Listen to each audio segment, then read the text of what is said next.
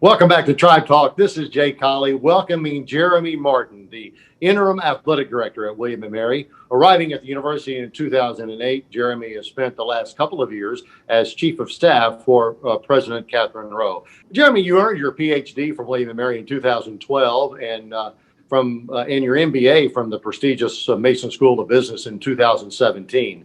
So my first question, have you ever been to Busch Gardens in Williamsburg? And if so, what roller coaster ride would you compare your first few weeks as interim athletic director?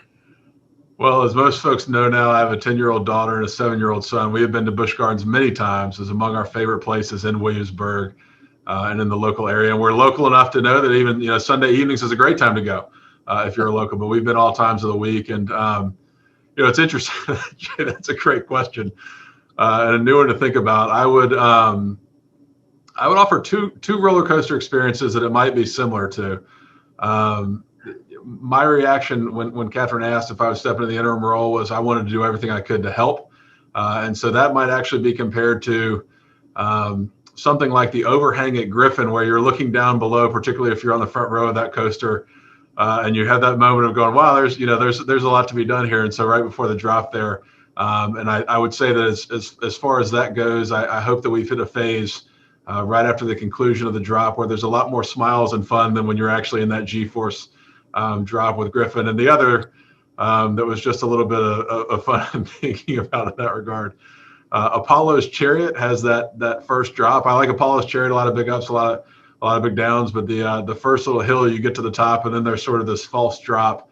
And you think you've got experience, but then you're actually in it. And so I think I'm experiencing now, what the actual ride is going to be. And the great thing about it is, just like any good roller coaster, if you got good people around you who are who you're there to enjoy it with and have fun with, any roller coaster is a lot of fun. And I'm grateful for the team that we have in William & Mary Athletics. That the student athletes, the coaches and staff, as people have heard me say, are simply incredible. And it's been rejuvenating to wake up every day and go to work with those folks. This segment kind of revolves around you, if you don't mind, and getting to know you a little bit. I know a lot of people have probably gotten to know you a lot more than they ever thought they would, but you played college basketball. Can you talk about that experience, helping or not, in your new role? I think any background experience in athletics helps. I need to acknowledge I was a small college basketball player. I had a great experience. There were a number of people at Houghton College where I went who just poured themselves into me and helped me develop as a person. And so that's one of the primary things I take away. In a way that we did not enjoy a lot of team success when I was there. And so I like to tell people that my fragile male ego would not let that be my final athletics experience. And so somewhere after my junior year, I sent out, at the time, mail merge was just coming in. This is late 90s. And so I had like a 10 mail merge field letter that I sent out to not quite 300 coaches across the country saying, I want to get into coaching. Tell me how I can.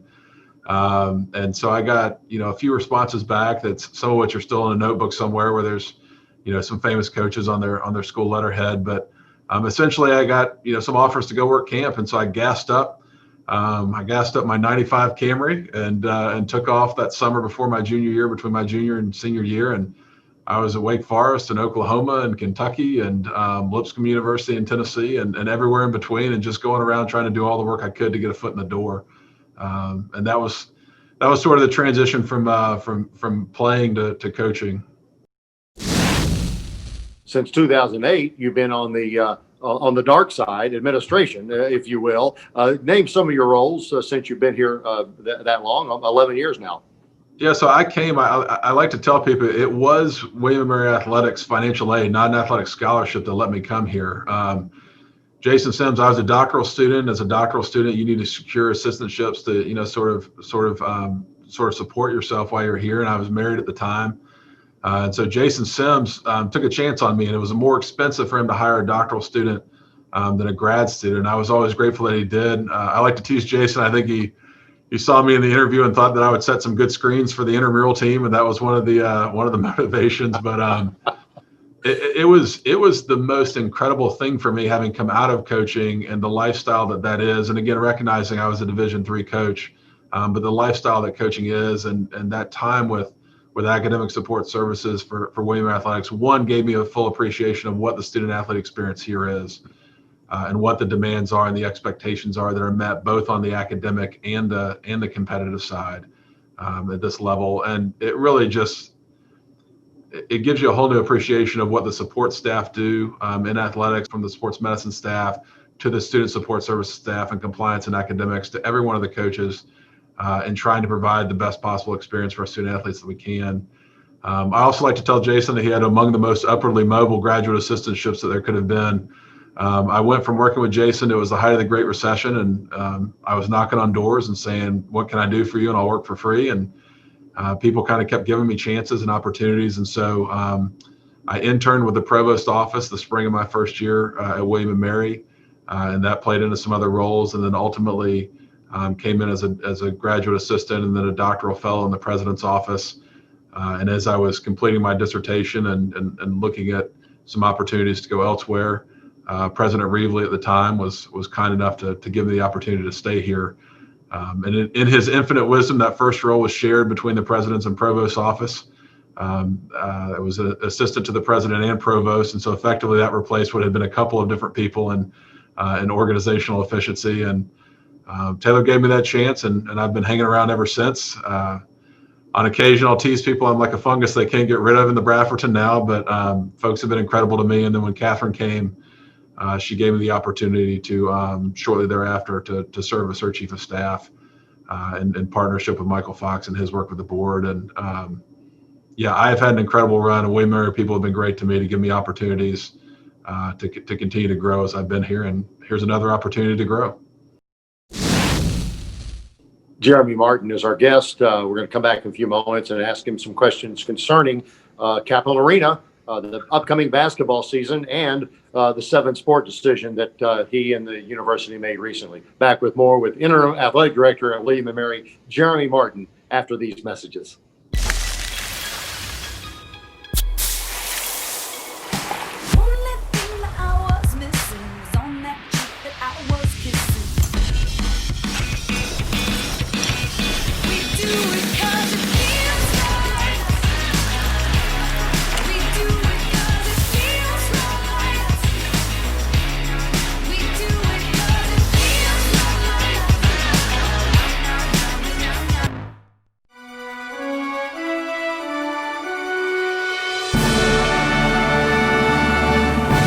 Big banks leaving a bad taste in your mouth, charging you all sorts of fees and giving you nothing in return.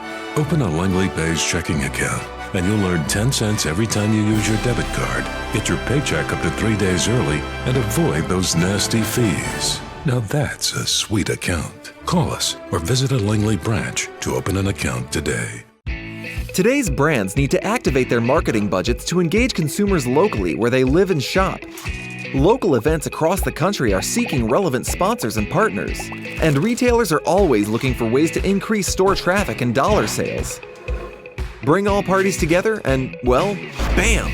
Brand Activation Maximizer, or BAM, is a proven, one-of-a-kind software platform that connects brands, events, and retailers.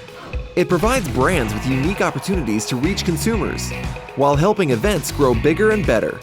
And best of all, BAM gets proven sales results by taking retailer interests into account. We've already successfully optimized more than $200 million in sponsorship to date, featuring some of the world's biggest brands and events. Yours could be next. BAM! It's that simple.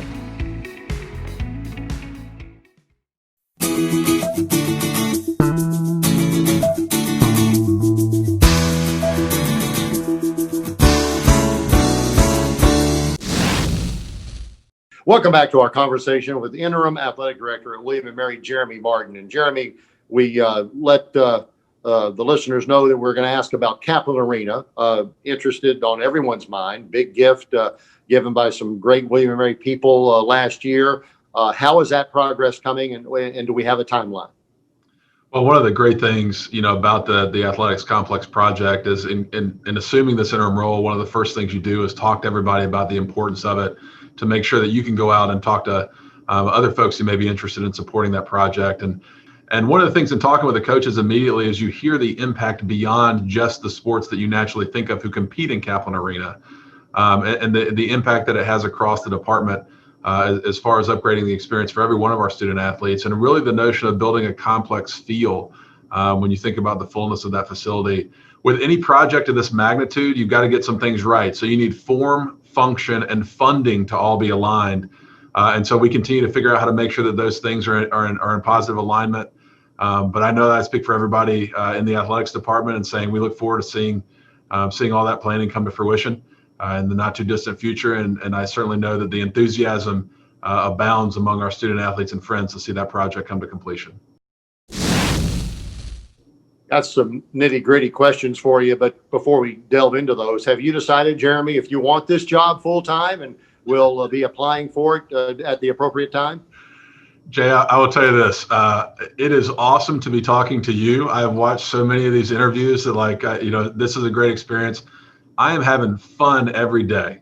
And that's a great thing. And I will say one of the things I've enjoyed most is I went into coaching initially out of college because I enjoyed working with student athletes, and I thought that I had identified a phase in young people's lives that I wanted to be engaged in and work with them on.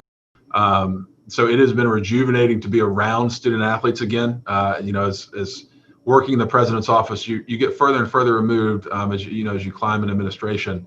And so that's been rejuvenating. They've been incredible. I've told them I'm the new kid in the cafeteria. So when you see me, walking in the halls of Kaplan and other things like that, say hey. And so to see them go into practice and just the joy that is for them to be able to do the sports that they love in this particular time has been amazing. I will say in response to your question, I am enjoying what I'm doing now. Catherine asked me to go and do what I could to help, and my commitment to her was to do my very best for William and Mary.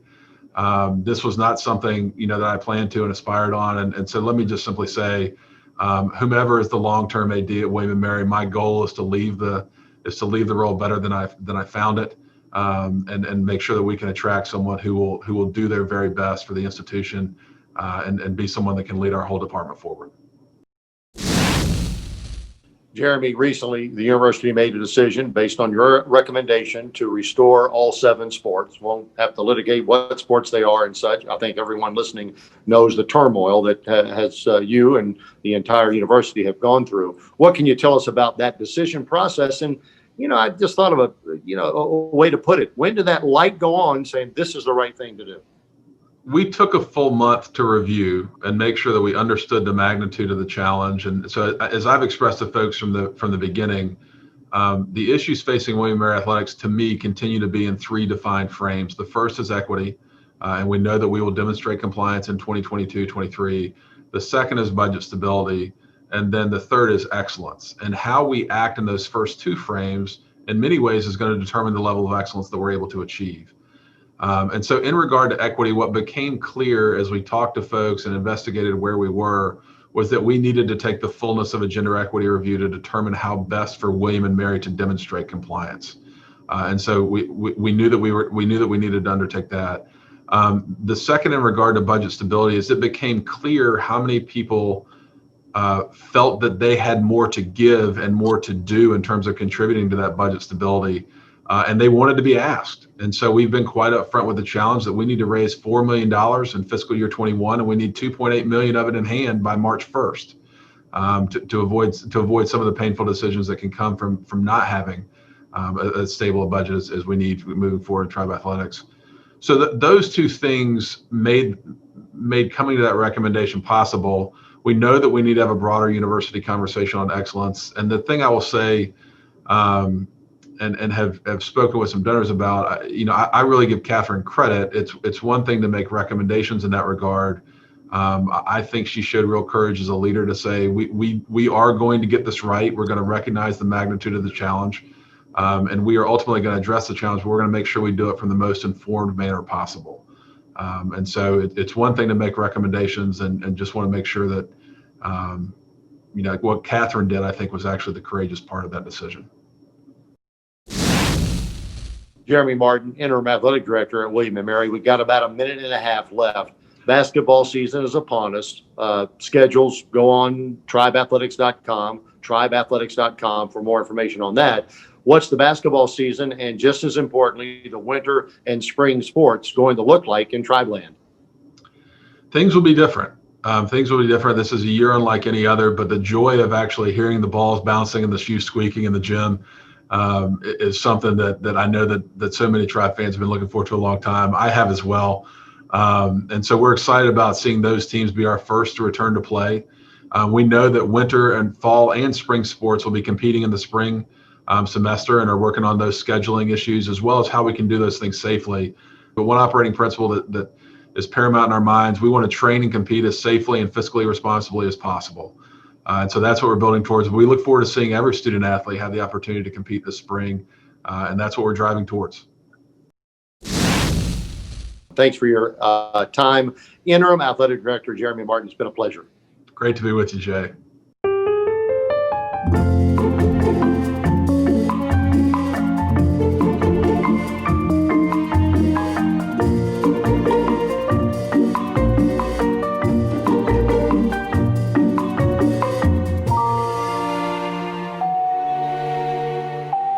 With your Village Bank debit card, earn points on everyday purchases and redeem them for something special. Village Bank, you're a neighbor, not a number.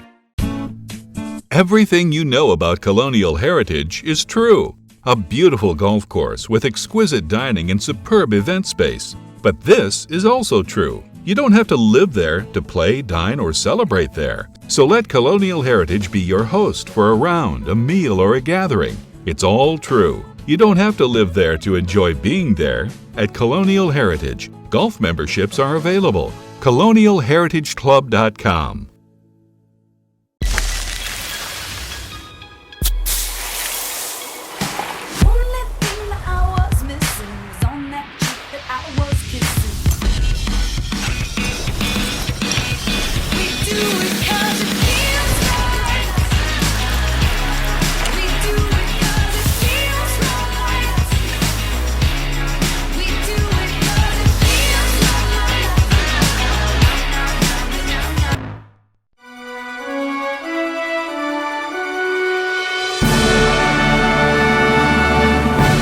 Big banks leaving a bad taste in your mouth, charging you all sorts of fees and giving you nothing in return.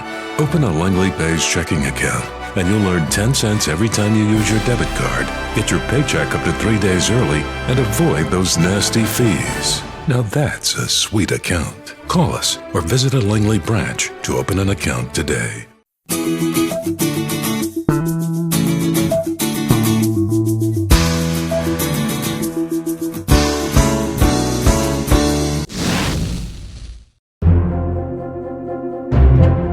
The Tribe Leader of the Week, presented by the Virginia Lottery, recognizes exceptional W&M student athletes for their contributions as leaders in the classroom and the community. This week's Tribe Leader of the Week, presented by the Virginia Lottery, is senior swimmer Megan Bull. A leader in the pool, Megan is a 3-time team MVP, a 4-time CAA individual champion, and holds countless school records. A history major, she has excelled in the classroom as well. Megan has been named to the CAA Commissioner's Academic Honor Roll in each of the 3 previous seasons. She is a 2-time Provost Award winner and a 3-time member of the Dean's List. In the community, Megan has been a Special Olympics swimming volunteer since 2018. She has helped to foster swimming and social skill sets among participants.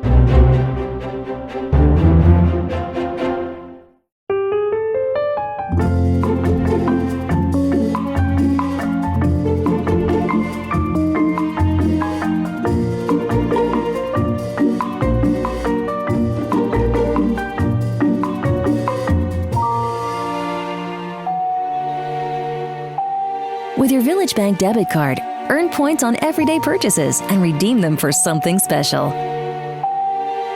Village Bank, you're a neighbor, not a number. Everything you know about Colonial Heritage is true. A beautiful golf course with exquisite dining and superb event space. But this is also true. You don't have to live there to play, dine, or celebrate there. So let Colonial Heritage be your host for a round, a meal, or a gathering. It's all true. You don't have to live there to enjoy being there. At Colonial Heritage, golf memberships are available. ColonialHeritageClub.com. Today's brands need to activate their marketing budgets to engage consumers locally where they live and shop. Local events across the country are seeking relevant sponsors and partners, and retailers are always looking for ways to increase store traffic and dollar sales. Bring all parties together and, well, bam! Brand Activation Maximizer, or BAM, is a proven, one-of-a-kind software platform that connects brands, events, and retailers. It provides brands with unique opportunities to reach consumers, while helping events grow bigger and better. And best of all, BAM gets proven sales results by taking retailer interests into account. We've already successfully optimized more than $200 million in sponsorship to date, featuring some of the world's biggest brands and events. Yours could be next. BAM! It's that simple.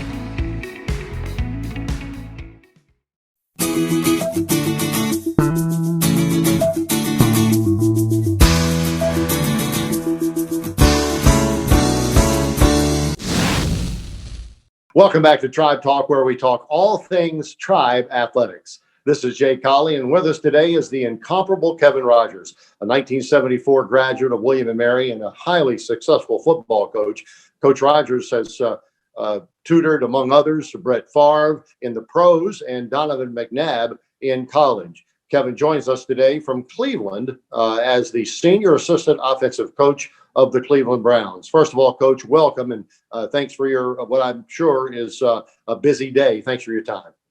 Yeah, it's always busy on Tuesday, big preparation day, but never not enough time for the Tribe.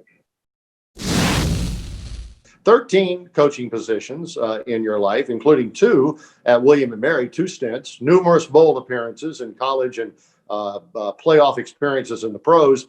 Yet nothing on your rather lengthy resume as an analyst for the Tribe Radio Network. What gives? Well, I'm trying to forget that experience, to tell you the truth. You know, and the truth be known, I was a backup. Mike Leach was the first string guy, and I was just called into action as a relief pitcher. Period.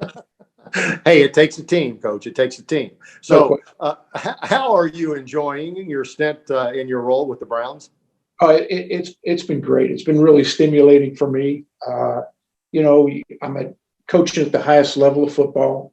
You know, I work with great guys. The assistant coaches are terrific. The head coach, Kevin Stefanski, is a guy I really care for a great deal as a coach and as a person. It's you know, I went from watching the Family Feud on the couch to being a coach with the Cleveland Browns. So the decision was pretty easy, you know. Coach, not to get real personal with your health, but I think most Tribe fans know that you went through some major back surgery fairly recently. How are you feeling now? I'm doing good. I'm setting the alarms off at the airport. You know what I mean?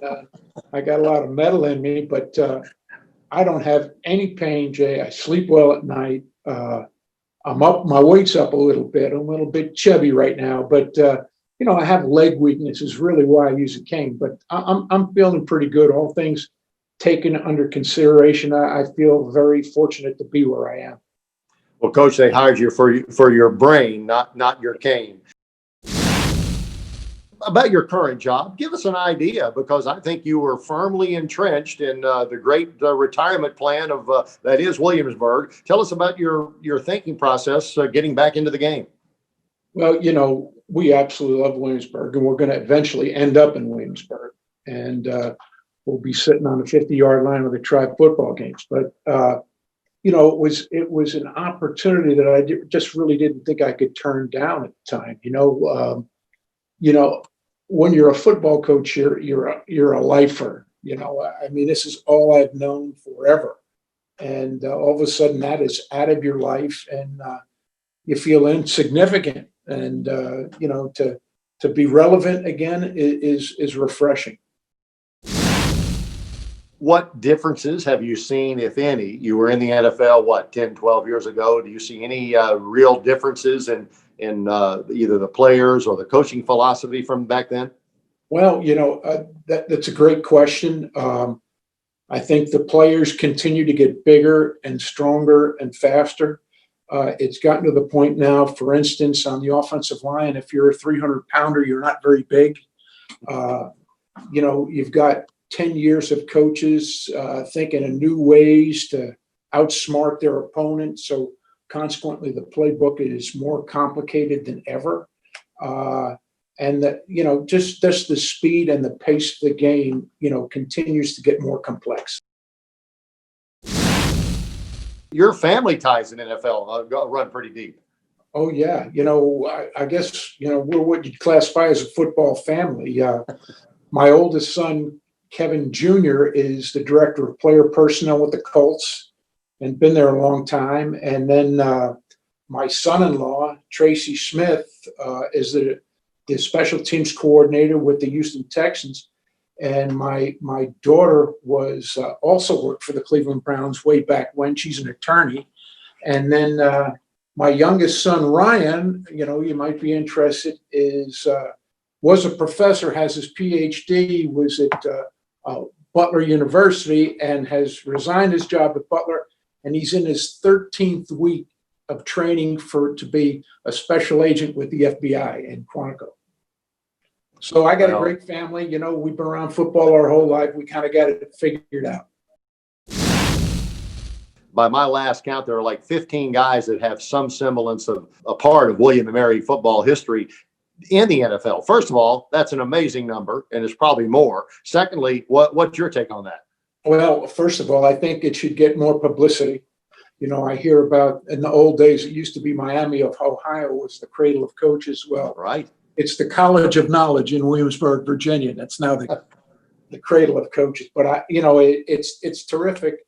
Almost every week that you play a game, you're seeing somebody that, either coached with you or graduated from William & Mary. I mean, I saw Mark Duffner a couple of times.